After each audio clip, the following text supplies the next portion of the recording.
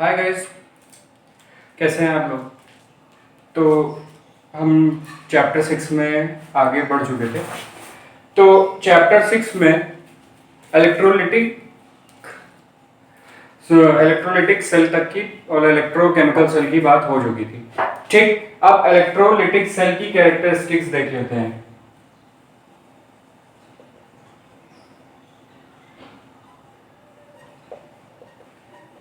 ठीक, कैरेक्टरिस्टिक्स। तो पहली कैरेक्टरिस्टिक्स क्या होगी इसमें कि कैटायन जो होते हैं, ठीक, वो कैथोड की तरफ जाते हैं। क्यों? कैटायंस होते हैं पॉजिटिव और कैथोड क्या होता है, निगेटिव। ठीक, और एनायंस जो होते हैं आपके वो होते हैं निगेटिव, ये जाते हैं एनोड की तरफ जो होता है पॉजिटिव। पहली कैरेक्टरिस्टिक्स आपकी ये होगी, यानी याद रखने के लिए ये हो गया सी और सी, और ये ए ए, यानी सिमिलर सिमिलर के पास जाएगा। दूसरी, number of electrons gained by anode is always equals to given by cathode। ठीक, number of electrons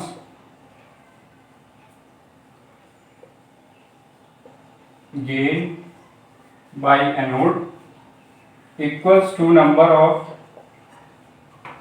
electron given by cathode। ठीक, ये हमेशा क्या होंगे, बराबर होंगे। फिर तीसरा, the product form at anode and cathode itself, मतलब जो आपका मेटल होगा वो हमेशा कैथोड पे ही फॉर्म होगा with evolving hydrogen gas, and anode पे जो होगा आपका वो हमेशा नॉन मेटल ही फॉर्म होगा। ठीक, चौथी कैरेक्टरिस्टिक, चौथी क्या है, जो आपका फैराडे लॉ है, ये मोस्ट इंपॉर्टेंट कैरेक्टरिस्टिक है। ठीक, फैराडे लॉ क्या कहता है, the mass of metal deposited in cathode और non metal in anode is directly proportional to the electricity provided to the cathode and anode. ठीक, यानी जितनी इलेक्ट्रिसिटी हम प्रोवाइड करेंगे इलेक्ट्रोड को, उतना ही क्या होगा, मास of metal and non metal deposit होगा किस पे, कैथोड पे एंड एनोड पे। ठीक, तो इसे हम क्या बोलते हैं, फैराडे लॉ। ठीक, क्या है, मास ऑफ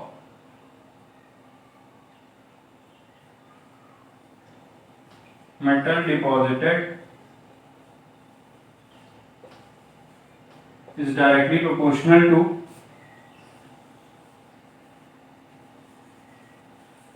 electricity provided। ठीक, जितनी ज्यादा इलेक्ट्रिसिटी देंगे उतना ज्यादा मास डिपॉजिट होगा, जितनी कम देंगे उतनी कम मास डिपॉजिट होगी। ठीक, और लास्ट कैरेक्टरिस्टिक क्या कहती है आपकी,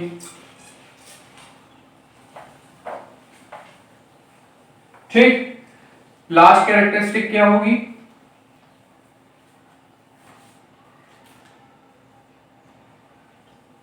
ये जो सारी प्रोसेस हो रही है, ठीक, इसमें बेसिकली हो क्या रहा है, oxidation and reduction.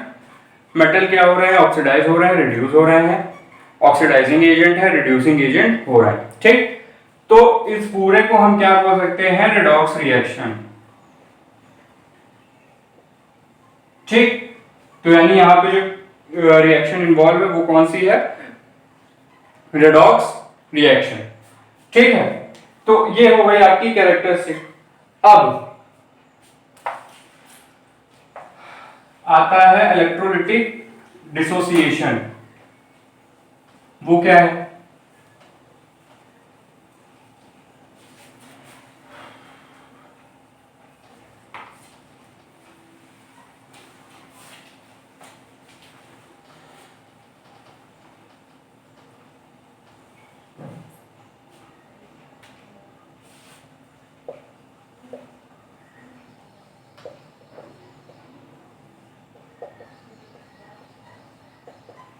Electrolytic dissociation.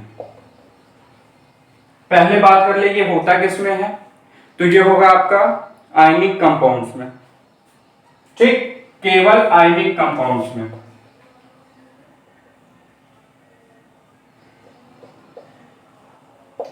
ठीक है, केवल आयनिक कंपाउंड्स में। किस स्टेट में होता है, फ्यूज्ड या एक्वस स्टेट में। फ्यूज्ड यानी मोल्टन भी बोल सकते हैं इसको, और एक्वस स्टेट। फिर तीसरा पॉइंट क्या होगा इसमें, जो आपका ये बेसिकली है क्या, तो ये है process of formation of ions.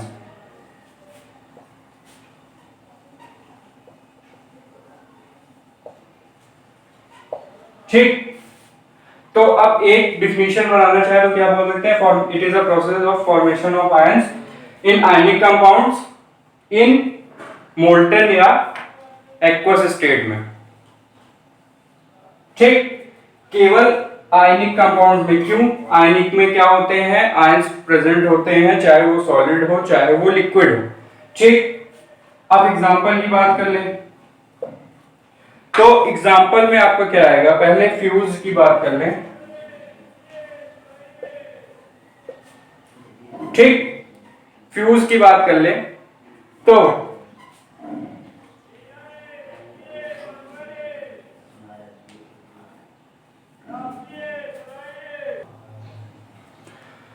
हाँ, तो यहां पे बात हो रही थी फ्यूज की।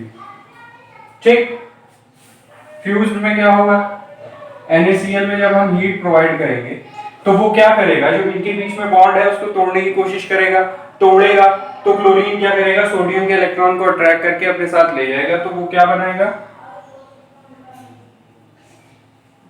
ये आपके फॉर्मेशन ऑफ आयंस किस में होंगे, फ्यूज में। फ्यूज में क्या करते हैं, हीट प्रोवाइड करके बॉन्ड को तोड़ते हैं। लेकिन एक्वस में क्या होता है, ठीक, एक्वस स्टेट में क्या होता है, NaCl प्लस H2O। ठीक, अब यहां पे हो क्या रहा है, अगर स्ट्रक्चर के हिसाब से देखें तो इसमें तो पहले ही क्या हो गया है, चार्ज इंड्यूस हो गया है।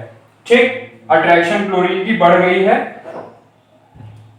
पार्शियल चार्ज इंड्यूस हो चुका है, और पार्शियल किस पे होगा,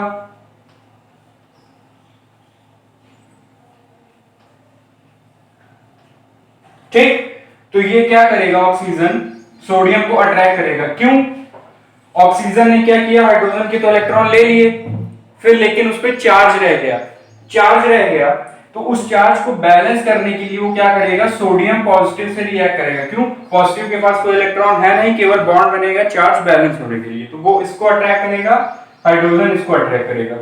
ठीक, अट्रैक्शन होगी तो ये बॉन्ड टूटेगा, तो आयंस फॉर्म होंगे, लेकिन कुछ देर के लिए, उसके बाद चार्ज बैलेंस होने के लिए ऑक्सीजन का बॉन्ड इससे बन जाएगा, हाइड्रोजन का बॉन्ड इससे। तो एक्वस में क्या होता है, आयंस ज्यादा देर फॉर्म नहीं रहते, ठीक, बहुत जल्दी अपने आप को स्टेबल कर लेते हैं। लेकिन फ्यूज में क्या होता है, आयंस फॉर्म होने के बाद वो कुछ देर तक अपने आयंस स्टेट में रहते हैं। ठीक, ये हो गया इलेक्ट्रोलिटिक डिसोसिएशन। अब बात करते हैं आयनाइजेशन की।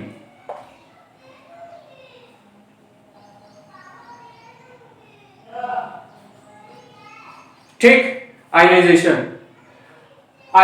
क्या होगा,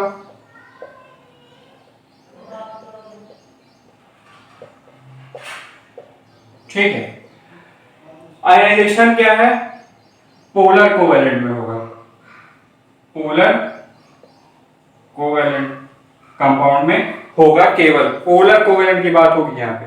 ठीक, अब ये क्या होते हैं, process of formation of ions, लेकिन ना फ्यूज्ड में और ना एक्वस में। ये किस में होंगे, इन वाटर सॉल्यूशन, यानी डाइल्यूटेड फॉर्म में। पोलर को, अब इसकी डिफिनेशन की बात कर ले तो क्या होगा, process of formation of ions in polar covalent compound in water solution. ठीक, तो यहां पे एक बात केवल होगी किसकी, पोलर कोवेलेंट कंपाउंड के आयंस फॉर्म करने की। यह हो गया। अब इसके एग्जांपल की बात करें तो सिंपलेस्ट एग्जांपल इसका क्या होगा,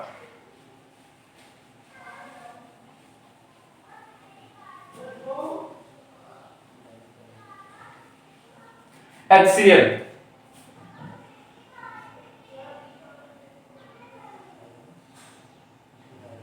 ठीक, HCl में क्या होता है, पोल्स इंड्यूस हो जाते हैं, पॉजिटिव और नेगेटिव। ठीक, पॉजिटिव और नेगेटिव इंड्यूस हो जाएंगे, फिर क्या होगा,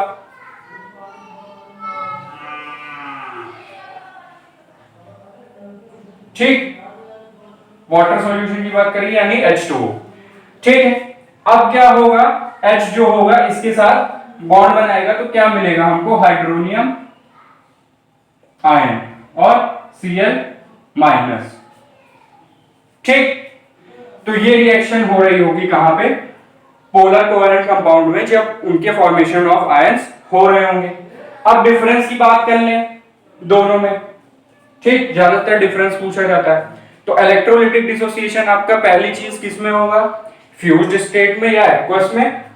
आयनाइजेशन किसमें होगा, इन वाटर सॉल्यूशन, कोई भी कंपाउंड है उसके वाटर सॉल्यूशन में होगा। दूसरा पॉइंट, ये किसमें हो रहा होगा, ये हो रहा होगा आपका पोलर कोवेलेंट में, और वो इलेक्ट्रोलाइटिक डिसोसिएशन किसमें हो रहा होगा आपका, आयनिक कंपाउंड में। ठीक, फिर उसके बाद एग्जांपल ले देंगे तो 3 पॉइंट आपके ये डिफरेंशिएशन के हो जाते हैं। ठीक, डिफरेंस की बात हो गई। अब आते हैं इलेक्ट्रोकेमिकल सीरीज में।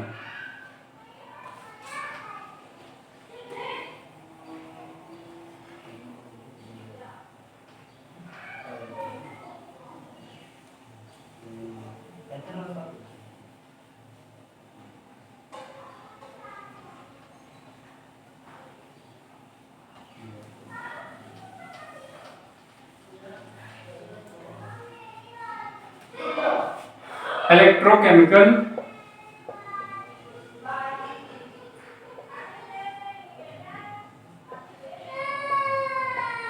सीरीज, इलेक्ट्रोकेमिकल सीरीज, इसका दूसरा नाम क्या होगा,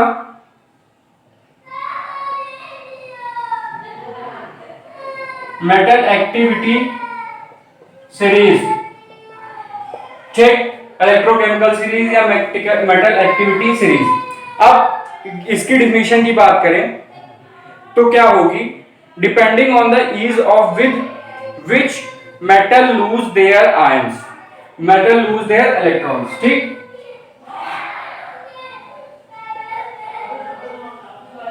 depending on ease of metal lose their electron। ठीक, जितनी आसानी से लूज करेंगे वो उतने ही नीचे पाए जाएंगे रिएक्टिविटी सीरीज में।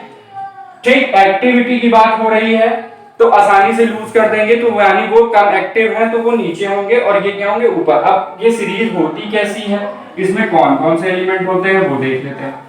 तो एक तरफ होते हैं आपके कैटायन, पहला होता है आपका के पॉजिटिव, दूसरा होता है Ca पॉजिटिव, ठीक, Ca डाई पॉजिटिव, ठीक, फिर Na पॉजिटिव, फिर Mg डाई पॉजिटिव। ठीक है, इसकी सीरीज आपकी बुक में दी हुई है तो मैं भी आपकी बुक से ही इस सीरीज को ले रहा हूं। तो इसके बाद कौन सा आएगा आपका, Al ट्राई पॉजिटिव, उसके बाद Zn di positive, Fe di positive, उसके बाद क्या आएगा, Pb डाई पॉजिटिव। ठीक, Pb डाई पॉजिटिव, उसके बाद आएगा आपका हाइड्रोजन पॉजिटिव, फिर उसके बाद आएगा आपका Cu डाई पॉजिटिव। ठीक, फिर Mg di positive and Ag di positive. ठीक, तो ये एलिमेंट होते हैं आपके सीरीज में। ऊपर से नीचे जाते हैं तो ये क्या होता है, increasing ease of reduction.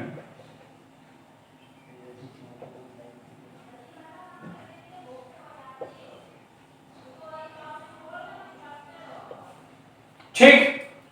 Increasing ease of reduction, ease of reduction मतलब कैटायंस पहले तो एलिमेंट होंगे, ठीक, एलिमेंट से इलेक्ट्रॉन लूज कराना इजी होता है, तो ऊपर से नीचे बढ़ेंगे तो ये लास्ट वाला जो होगा वो आपका इलेक्ट्रॉन इजीली लूज कर देगा, ठीक, कैटायन फॉर्म में आ गया। लेकिन ठीक, तो ऊपर से नीचे पढ़ेंगे तो ये हो गया आपका लास्ट वाला जो एलिमेंट आपका होता है वो क्या होता है, इजीली इलेक्ट्रॉन लूज कर देता है और अपना कैटायन फॉर्म कर लेता है। अब दूसरे में बात करें, SO2 SO4 डाइमाइनस, SO4 डाइमाइनस, NO3 minus, फिर आपका Cl minus, Br minus, I minus, F minus, ठीक, Br माइनस और OH माइनस। यह आपका होता है इंक्रीजिंग ईज ऑफ ऑक्सीडेशन।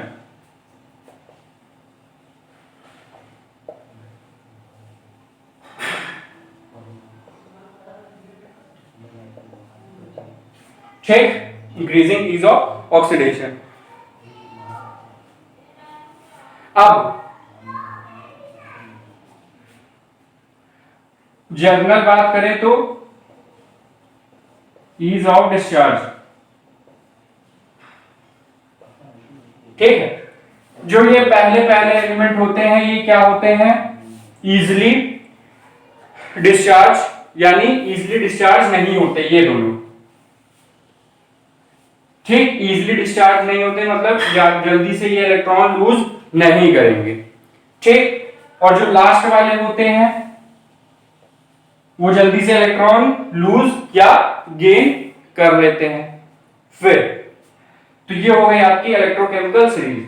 अब इसके कुछ पॉइंट्स हैं, जैसे हाइड्रोजन तक, पहली चीज ये क्या करेगा, जो ऊपर वाला है वो नीचे वाले को क्या करेगा, डिस्प्लेस कर देगा, यानी Ca और K है दोनों, तो पहले कौन क्या पहले आयनाइज कौन होगा, Ca, फिर कौन होगा K, यानी आयनाइजेशन की स्पेस बदल जाती है। फिर हाइड्रोजन के ऊपर जो होते हैं, ठीक, वो हाइड्रोजन के बाद आयनाइज होंगे, हाइड्रोजन के नीचे जो होते हैं वो हाइड्रोजन से पहले आयनाइज होंगे, ठीक, ये दूसरी कैरेक्टरिस्टिक हो गई। अब तीसरी कैरेक्टरिस्टिक क्या होती है कि एक बार आयंस फॉर्म हो गए, सबसे जल्दी Ag हो गया, फिर लेकिन हमको चाहिए क्या होता है, मेटल, ठीक, मेटल डिपॉजिट हो जाए कैथोड पे या कैथोड पे, तो ये Ag जो होता है वो इलेक्ट्रॉन जल्दी से एक्सेप्ट नहीं करता, ठीक, अपनी कैटायन स्टेट को नहीं छोड़ता आसानी से एज कंपैरिजन टू पोटेशियम, यानी एक दूसरे का उल्टा है, ये आयनाइज जल्दी नहीं होगा, ये आयनाइज जल्दी हो जाएगा, लेकिन ये एटॉमिक स्टेट में जल्दी नहीं आएगा, ये एटॉमिक स्टेट पे जल्दी आ जाएगा, ठीक। तो इस हिसाब से रिएक्टिविटी इलेक्ट्रोकेमिकल सीरीज होती है, ठीक। तो इस तरह आपको ये ध्यान में रखना है, आगे न्यूमेरिकल्स में जरूरत पड़ेगी अकॉर्डिंग टू देयर डेटा, ठीक। तो आज के लिए इतना ही रखते हैं, अब नेक्स्ट टर्म पे देखेंगे इसके आगे, तो आज के लिए इतना ही, थैंक यू।